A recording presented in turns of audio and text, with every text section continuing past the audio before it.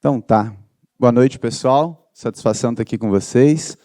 Meu nome é Djalma, eu tenho 44 anos, sou um homem pardo, de pele clara, tenho 1,76 m, estou vestindo um canguru, um boné, uma calça cinza e estou aqui nesse ambiente aqui do Ressonância. Grande satisfação estar aqui com vocês.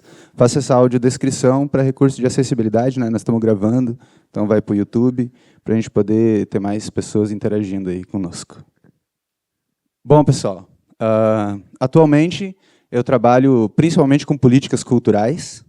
Eu sou produtor cultural, trabalho com elaboração e escrita de projetos, para mim mesmo, para outras entidades, para outros parceiros. Eu também presto serviço de consultoria e assessoria para a implementação de políticas culturais para municípios.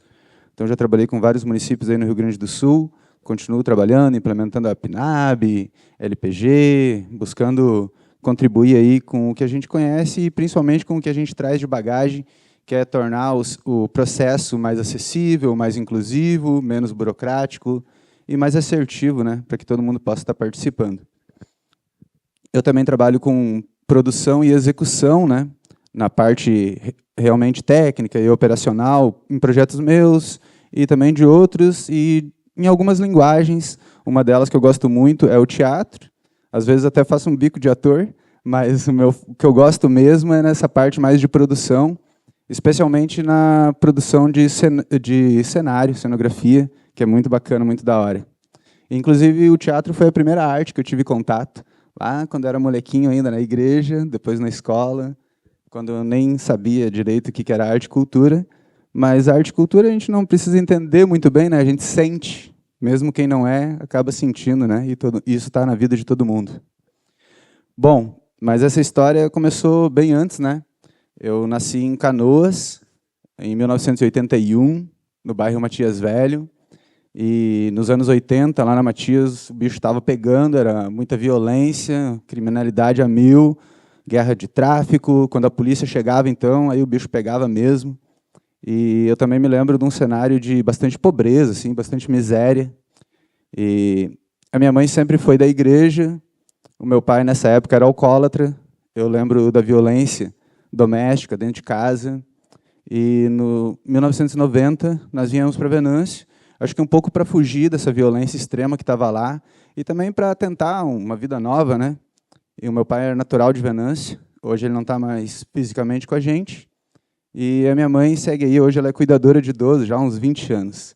Mas naquela época ela era do lar, muito submissa, o meu pai era pedreiro, e também a gente vivia bastante dificuldades, mesmo quando a gente veio para Venâncio. Os primeiros anos foi punk, a gente morava num galpão e tal, mas aos poucos as coisas foram melhorando.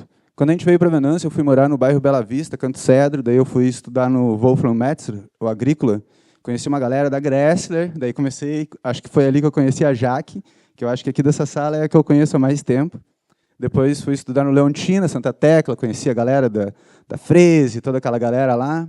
Depois a gente se mudou para o outro lado da cidade, eu fui estudei na Escola Adelina, que é na Estância Nova, interior, mas antes disso eu estudei na Escola José Duarte de Macedo. Isso foi em 1996, e foi o ano que eu conheci o hip-hop.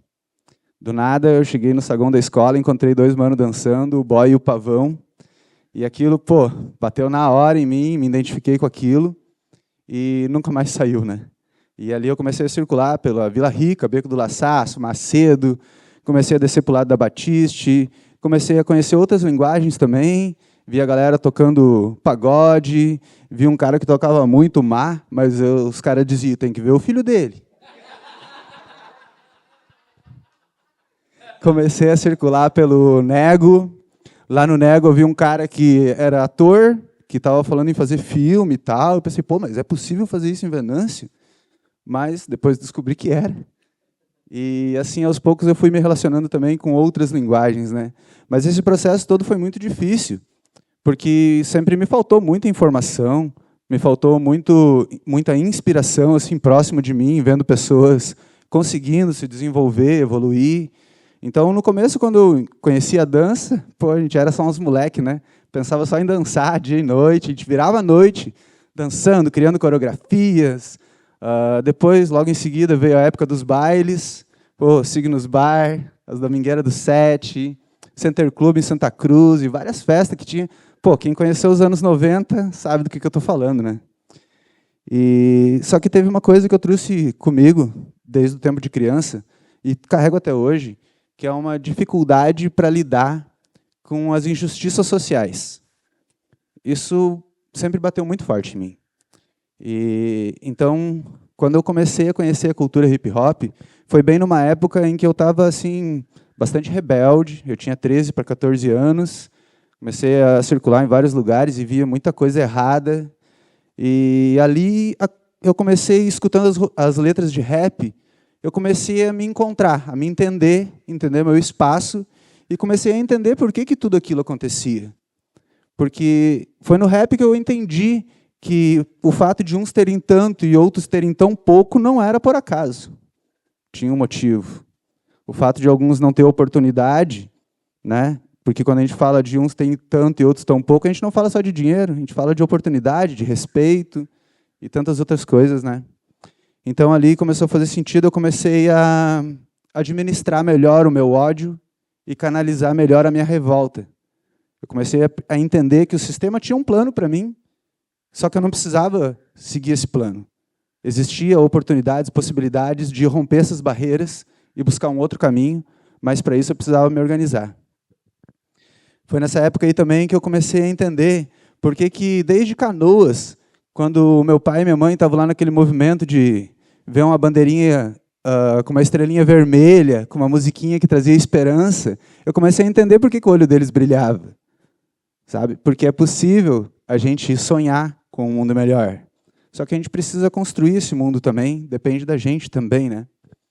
Então, aos poucos fui me desenvolvendo nessa pegada aí, e de 96 até 2006, nesses 10 anos, eu consegui compreender que o hip-hop era muito mais do que diversão, era muito mais do que cultura, mais do que arte. O hip-hop é um movimento político, ele é um movimento social. Aliás, a cultura como um todo é um grande espaço político. E é por isso que muitas vezes a cultura não se desenvolve, não é por acaso. É porque faz parte de um jogo político que a cultura não se desenvolva. Porque na escola eu aprendi que Pedro Álvares Cabral chegou aqui e tudo mais, mas foi na cultura que eu aprendi que essa terra já tinha dono.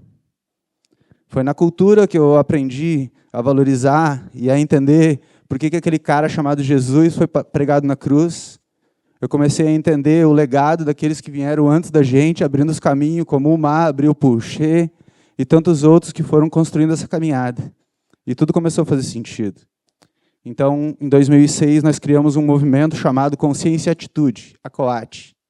E, desde então, é como se fosse um barquinho que eu construí para poder navegar nessas águas. E esse barquinho cabe muita gente, a gente está construindo ainda, cada vez aumentando mais. Esse ano a COAT completa 20 anos. Em 2009, 3 anos depois, nós registramos a COAT, corremos um CNPJ para a gente poder...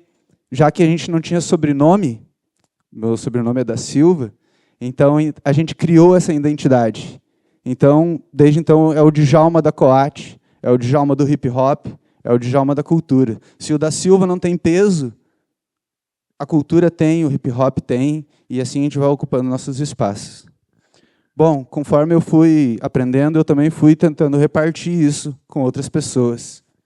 Mas depois de 2009 eu vivi muita coisa assim, buscando conhecimento sobre políticas culturais também. Em 2010 nós fundamos uma escola de samba, a Império do Samba, que foi a melhor. Foram momentos incríveis que a gente viveu. E entre tantos momentos importantes, porque eu não sou carnavalesco, pessoal, a gente criou isso como uma ferramenta para poder dar oportunidade para os artistas, para os escultores, ter material, ter espaço para poder desenvolver sua arte, para as vizinhas, para as tiazinhas se reunir, para assistir os ensaios, para juntar com as crianças, para gerar renda na comunidade, com as costureiras, com o pessoal. E entre tantas coisas simbólicas e importantes que eu vivi ali, hoje eu vou destacar uma bem legal, que foi com a Mari. Porque no nosso 2º ano de escola, a gente queria ter uma mulher na harmonia. E daí o Danizinho, nosso saudoso Danizinho, ele falou numa tal de Marione, que eu até já tinha ouvido falar, mas ainda não conhecia. Ela veio fazer um teste com nós, e no final do ensaio, quando a gente foi trocar uma ideia, que eu fui dizer para ela que ela podia ficar com a gente, que foi legal e tal, ela fez uma fala bastante emocionada, que na hora eu até não entendi muito bem.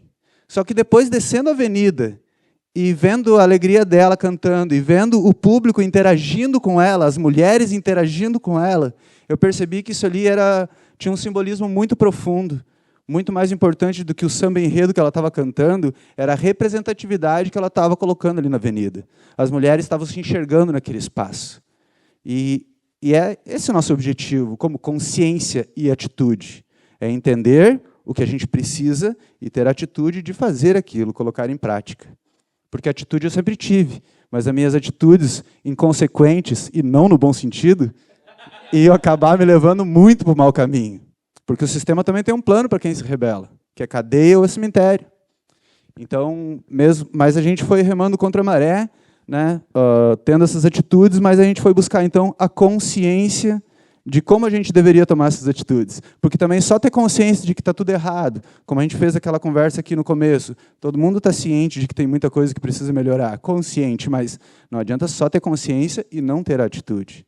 Então, esse é um grande lema que eu trago na minha vida e vou carregar até o fim dos meus dias, que é a consciência e a atitude.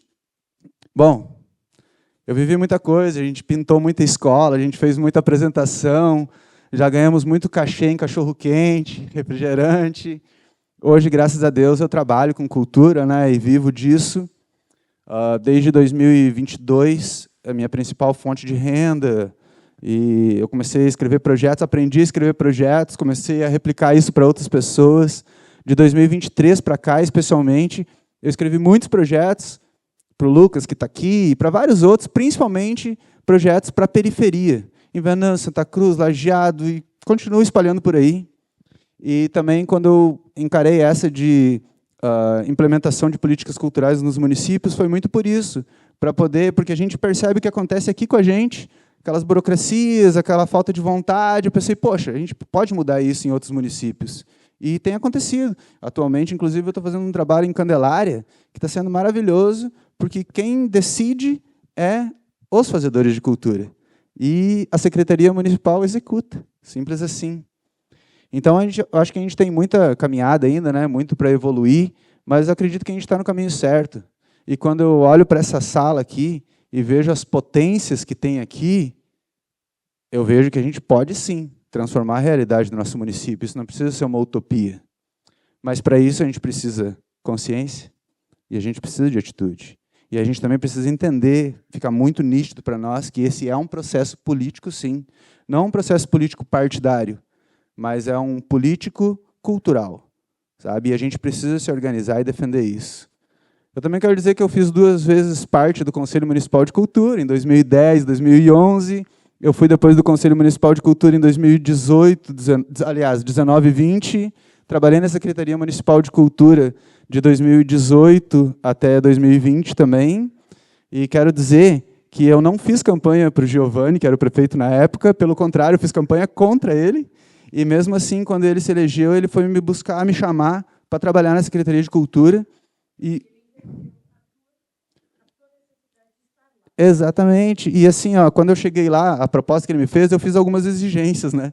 E uma delas foi que a gente tivesse a 2ª edição da LEMIC. E a LEMIC é aquela que o Tomás, quando foi secretário, implementou e teve a 1ª edição. Então, eu tive a oportunidade de realizar a 2ª edição, e olha como seria legal se a gente tivesse essa continuidade, porque a gente está falando de 2 governos diferentes, e teve uma continuidade, e deveria ter continuado. Infelizmente, teve muita gente que usou a pandemia como desculpa para muita coisa, e a gente acabou ficando capenga até hoje.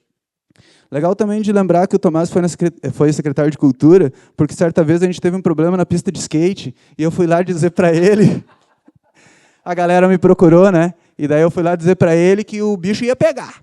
O bicho ia pegar. Ou vocês arrumam ou o bicho vai pegar. Vamos fazer protesto, papá. Ele falou, que massa, traz a galera para protestar aqui. Como assim, cara? Mas não deu outra, levei a galera toda lá, ele recebeu super bem, foi outro tratamento, resolveu a questão, e ali eu também percebi que era possível, dentro de um espaço político, também ter um olhar acessível e querer fazer as coisas acontecer. Porque até então as experiências que eu tinha tido com secretários de cultura tinham sido péssimas. E, inclusive, isso me motivou muito e me inspirou muito para, anos depois, quando eu fui trabalhar na Secretaria de Cultura, ter a mesma postura e perceber que dava certo e que é possível.